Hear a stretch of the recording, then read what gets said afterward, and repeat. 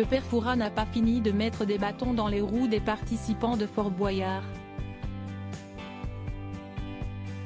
Pour la 34e saison du célèbre jeu télévisé, de retour ce samedi 1er juillet sur France 2, le vieil homme à la voix enrouée va pimenter l'expérience avec de nouveaux atouts.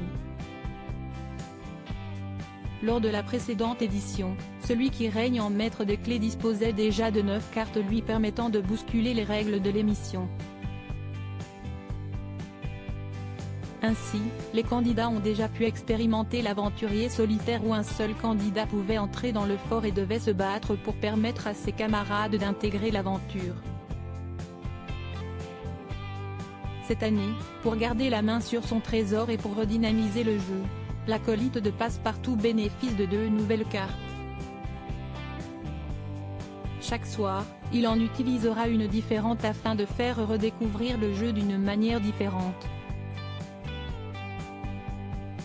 A expliqué Guillaume Ramin à Gala. FR. Le plus vicieux des atouts est certainement celui de l'affrontement. Lorsque les candidats arriveront dans le fort, le père Fouras va leur annoncer qu'ils ne vont pas jouer ensemble. Ils vont devoir former 2 équipes de 4 et s'affronter, a-t-il détaillé.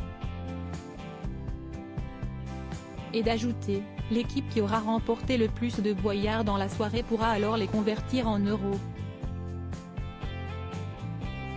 Et les participants ne sont pas au bout de leur surprise. Avec l'atout secret, le père Fouras pourra désigner l'un des candidats pour être sa taupe. Dès lors, l'heureux élu portera une oreillette. Il va devoir lui obéir au doigt et à l'œil, quitte à donner des mauvais conseillers à ses coéquipiers ou à saboter ses propres épreuves, a révélé le producteur. S'il arrive à ne pas se faire démasquer par ses camarades et à réussir toutes les missions du père Fouras, le candidat va permettre à son équipe d'empocher 3,000 € supplémentaires. Le père Fouras s'impose définitivement le maître du jeu.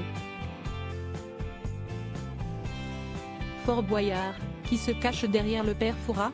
Depuis le lancement de Fort Boyard en 1990, le père Fouras est devenu un personnage emblématique du jeu télévisé. Derrière ce visage ridé et la longue barbe se cache Yann Le Gac. Dans les colonnes du Télégramme, le 22 juin 2019, le comédien de 69 ans s'est confié sur ce rôle qu'il incarne depuis 3 décennies. Il n'y a pas de lassitude, le personnage est hyper attachant. Il existe en lui-même, je n'ai qu'à me glisser en dessous pour qu'il prenne vie. A-t-il indiqué avec un certain enthousiasme. S'il a dû délaisser son costume en 2002, pour prendre la direction artistique de l'émission, Yann Le Gac n'est pas prêt à abandonner ce personnage de sitôt. Je n'envisage pas encore d'arrêter. Peut-être qu'il y aura un moment où j'aurai du mal à monter les escaliers. Forcément avec l'âge, je ne m'arrange pas. Mais tant qu'il y a du désir de ma part et des téléspectateurs, a-t-il assuré dans les colonnes du quotidien régional. De quoi rassurer les fans de Fort Boyard. Crédit photo, Laurent Vual, France Télévisions.